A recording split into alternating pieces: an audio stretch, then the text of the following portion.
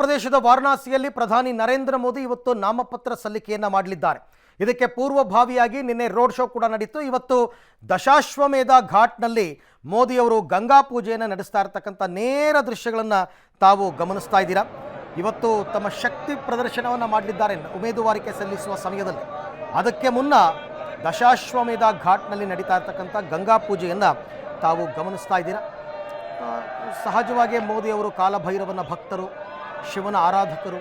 ಹಾಗಾಗಿ ಇದೆಲ್ಲ ಮುಗಿದ ನಂತರ ಕಾಲಭೈರವನ ದೇವಸ್ಥಾನಕ್ಕೆ ಕೂಡ ಮೋದಿಯವರು ಹೋಗ್ತಾರೆ. ವಾರಣಾಸಿಯಲ್ಲಿ ಇರ್ತಕ್ಕಂಥ ಕಾಲಭೈರವನ ದೇವಸ್ಥಾನ, ಅಲ್ಲಿ ವಿಶೇಷ ಪೂಜೆಯನ್ನೆಲ್ಲ ಮಾಡಿದ ಬಳಿಕ ಅವರು ತಮ್ಮ ನಾಮಪತ್ರ ಸಲ್ಲಿಸ್ತಾರೆ. ಈ ಸಂದರ್ಭದಲ್ಲಿ ಸುಮಾರು 12 ರಾಜ್ಯಗಳ ಮುಖ್ಯಮಂತ್ರಿಗಳು, BJP ಮತ್ತು NDA ಹಲವು ನಾಯಕರು ನಾಮಪತ್ರ ಸಲ್ಲಿಕೆಯಲ್ಲಿ ಪಾಲ್ಗೊಳ್ತಾರೆ ಅಂತಕ್ಕಂಥ ಮಾಹಿತಿ ಇದೆ. ಒಂದು ಮೂಲಗಳ ಪ್ರಕಾರ ಮೋದಿಯವರ ಜೊತೆ UP CM Yogi Adityanath, Bihar CM Nitish Kumar, Madhya Pradesh CM Mohan Yadav, Assam ಮುಖ್ಯಮಂತ್ರಿ Himanta Biswa Sharma, Rajasthan CM bhajan Lal Sharma, Maharashtra CM Eknath Shinde, Chhattisgarh CM Vishnudev Sai, Haryana CM ನವಾಬ್ ಸಿಂಗ್ ಸೈನಿ, ಗೋವಾ CM ಪ್ರಮೋದ್ ಸಾವಂತ್, ಹಾಗೆ ತ್ರಿಪುರಾ CM ಮಾಣಿಕ್ ಶಹಾ, ಸಿಕ್ಕಿಂ CM ಪ್ರೇಮ್ ಸಿಂಗ್ ತಮಾಂಗ್, ಉತ್ತರಾಖಂಡ ಮುಖ್ಯಮಂತ್ರಿ ಪುಷ್ಕರ್ ಸಿಂಗ್ ಧಾಮಿ, ಕೇಂದ್ರ ಗೃಹ ಸಚಿವ ಅಮಿತ್ ಶಾ ಮತ್ತು ರಕ್ಷಣಾ ಸಚಿವ ರಾಜನಾಥ್ ಸಿಂಗ್ ಕೂಡ ನಾಮಪತ್ರ ಸಲ್ಲಿಕೆಯ ಸಂದರ್ಭದಲ್ಲಿ ಹಾಜರಿರುತ್ತಾರೆ ಅನ್ನುವ ಮಾಹಿತಿ ಇದೆ. ನಿನ್ನೆ ಪ್ರಧಾನಿ ಮೋದಿಯವರು ವಾರಣಾಸಿಯಲ್ಲಿ ಸುಮಾರು 6 ಕಿಲೋಮೀಟರ್ಗಳ ಬೃಹತ್ ರೋಡ್ ಶೋವನ್ನು ನಡೆಸಿದರು. ಸಹಜವಾಗಿ ಆ ಭಾಗದ ಜನರಿಂದ ಉತ್ತಮ ರೆಸ್ಪಾನ್ಸ್ ಸಿಕ್ತು. ಅವ್ರು ಹೇಳಿದ್ದಾರೆ, ನಾನು ಹೆಚ್ಚೆಚ್ಚು ಇಲ್ಲಿಗೆ ಪ್ರಚಾರಕ್ಕೆ ಬರೋದಕ್ಕಾಗಲ್ಲ, ಯಾಕೆಂದರೆ ನಾನು ಬೇರೆ ಬೇರೆ ಅಭ್ಯರ್ಥಿಗಳ ಪರವಾಗಿ ಪ್ರಚಾರಕ್ಕೆ ದೇಶಾದ್ಯಂತ ಸುತ್ತಬೇಕಾಗಿದೆ ಅಂತ. ಸೊ ಹಾಗಾಗಿ ಈಗಾಗಲೇ 4 ಹಂತಗಳ ಚುನಾವಣೆ ಮುಕ್ತಾಯ ಆಗಿದ್ದು, ಇನ್ನು ಕೇವಲ 3 ಹಂತಗಳ ಚುನಾವಣೆ ಮಾತ್ರ ಬಾಕಿ ಇರತಕ್ಕಂಥದ್ದು. ಅದರಲ್ಲಿ ಕೊನೆಯ ಹಂತದಲ್ಲಿ ಜೂನ್ 1ನೇ ತಾರೀಕು ವಾರಣಾಸಿಯಲ್ಲಿ ಮತದಾನ ನಡೆಯುತ್ತೆ. ಗಂಗಾ ನದಿಯಲ್ಲಿ ಪ್ರಧಾನಿ ಮೋದಿಯವರ ಪುಣ್ಯ ಸ್ನಾನ. ಗಂಗಾ ನದಿಯಲ್ಲಿ ಪ್ರಧಾನಿ ಮೋದಿಯವರು ಸಾಮಾನ್ಯವಾಗಿ ಭೇಟಿ ಕೊಟ್ಟಾಗ ಪುಣ್ಯ ಸ್ನಾನವನ್ನು ಮಾಡ್ತಾರೆ. ಭಜನೆಯ ಮುಖಾಂತರ ಅಲ್ಲಿರ್ತಕ್ಕಂಥ ಅರ್ಚಕರು ಕೂಡ ಇದು ಶಾಸ್ತ್ರೋಕ್ತವಾಗಿ ಗಂಗಾ ಪೂಜೆಯನ್ನು ನೆರವೇರಿಸ್ತಾ ಇರ್ತಕ್ಕಂಥದ್ದನ್ನು ತಾವು ಗಮನಿಸ್ತಾ ಇದ್ದೀರಿ. ಪ್ರಧಾನಿ ಮೋದಿಯವರು ಸಾಮಾನ್ಯವಾಗಿ ಯಾವುದೇ ತೀರ್ಥಕ್ಷೇತ್ರಗಳಿಗೆ ಭೇಟಿ ಕೊಟ್ಟಾಗ ಆ ಪುಣ್ಯ ಸ್ನಾನವನ್ನು ಎಲ್ಲೂ ಕೂಡ ಮಿಸ್ ಮಾಡಲ್ಲ ಅವರು.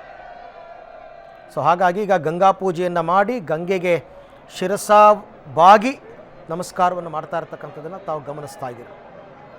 ಈ ಬಾರಿಯೂ ಕೂಡ ಕೇಂದ್ರದಲ್ಲಿ BJP ಅಥವಾ NDA ಒಕ್ಕೂಟ ಅಧಿಕಾರಕ್ಕೆ ಬರಬೇಕು ಅಂತ ಸತತ ಪರಿಶ್ರಮವನ್ನು ಹಾಕ್ತಾ ಇದ್ದಾರೆ ಪ್ರಧಾನಿ ಮೋದಿಯವರು. ಚುನಾವಣೆ ಘೋಷಣೆ ಆದಾಗಿನಿಂದ ಇಲ್ಲಿ ತನಕ ಹತ್ತತ್ರ 2-2.5 ತಿಂಗಳು ಇಡೀ ದೇಶವನ್ನು ಸುತ್ತಿದ್ದಾರೆ. ಎಲ್ಲೆಲ್ಲಿ BJP ಗೆಲ್ಲಲ್ಲ ಅಂತ ಇತ್ತು ಆ ಕ್ಷೇತ್ರಗಳಲ್ಲೂ BJPಯನ್ನು ಗೆಲ್ಲಿಸುವ ಪಣ ತೊಟ್ಟಿದ್ದಾರೆ. ಈಗಾಗಲೇ ದಕ್ಷಿಣ ಭಾರತದ ಮತದಾನ ಮುಕ್ತಾಯ ಆಗೋಯ್ತು. ಮೊನ್ನೆಗೆ ದಕ್ಷಿಣ ಭಾರತದ ಮತದಾನ ಮುಕ್ತಾಯ ಆಗಿದೆ. ಇನ್ನೆಲ್ಲ ಏನಿದ್ರು ಉತ್ತರ ಭಾರತದ ಕಡೆಯೇ ಮತದಾನ ಆಗಬೇಕಾಗಿರ್ತಕ್ಕಂಥದ್ದು. ಸೊ ಹಾಗಾಗಿ ಮೋದಿಯವರೀಗ ಗಂಗಾ ಪೂಜೆಯನ್ನು ನೆರವೇರಿಸಿ ಅಲ್ಲಿಂದ ಹೊರಡ್ತಾ ಇರತಕ್ಕಂಥ ದೃಶ್ಯವನ್ನು ತಾವು ಗಮನಿಸ್ತಾ ಇದ್ದೀರಾ. ದಶಾಶ್ವಮೇಧ ಘಾಟ್ನಲ್ಲಿ ಅವರು ಪೂಜೆಯನ್ನೆಲ್ಲ ನೆರವೇರಿಸಿದ ಬಳಿಕ ಅರ್ಚಕ ವೃಂದದಿಂದ ಅವ್ರಿಗೊಂದು ಗೌರವಪೂರ್ವಕ ಶಾಲನ್ನು ಹೊದಿಸಿ ಅವ್ರಿಗೊಂದು ಸನ್ಮಾನವನ್ನು ಚಿಕ್ಕದಾಗಿ ಮಾಡಲಾಯಿತು. ಜೊತೆಗೆ ಹಣೆಗೆ ತಿಲಕವನ್ನು ಇಟ್ಟು ಅರ್ಚಕರೆಲ್ಲರೂ ಕೂಡ ಅವರನ್ನು ಅಲ್ಲಿಂದ ಬೀಳ್ಕೊಟ್ಟಿದ್ದಾರೆ.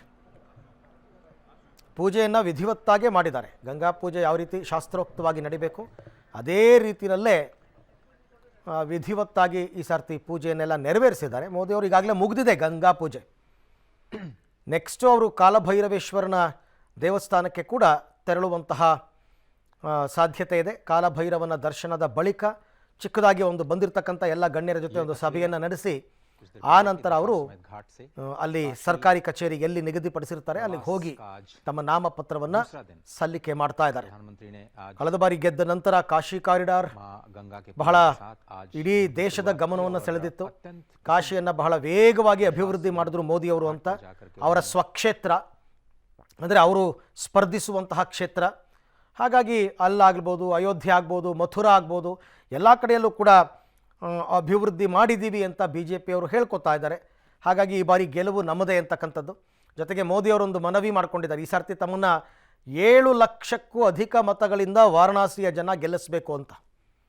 7 ಲಕ್ಷಕ್ಕೂ ಅಧಿಕ ಮತಗಳಿಂದ ಗೆಲ್ಲಿಸಬೇಕು ಅಂತಕ್ಕಂಥ ಮನವಿಯನ್ನು ಮಾಡಿಕೊಂಡಿದ್ದಾರೆ. ಜೊತೆಗೆ ಆ ಕ್ಷೇತ್ರದ ಜನ ನಾವು ಆರಿಸಿ ಕಳುಹಿಸಿದ ವ್ಯಕ್ತಿ ದೇಶದ ಪ್ರಧಾನಿ ಆಗ್ತಾರೆ ಅಂತಂದಾಗ ಸಹಜವಾಗಿ ಅವರಲ್ಲೂ ಕೂಡ ಒಂದು ರೀತಿ ಉತ್ಸಾಹ, ಹುಮ್ಮಸ್ಸು ಇವೆಲ್ಲವೂ ಕೂಡ ಇದ್ದೇ ಇರುತ್ತೆ. ಇವತ್ತು ವಾರಣಾಸಿಯಲ್ಲಿ ನಾಮಪತ್ರವನ್ನು ಸಲ್ಲಿಸಲಿದ್ದಾರೆ ಮೋದಿ ಅವರು.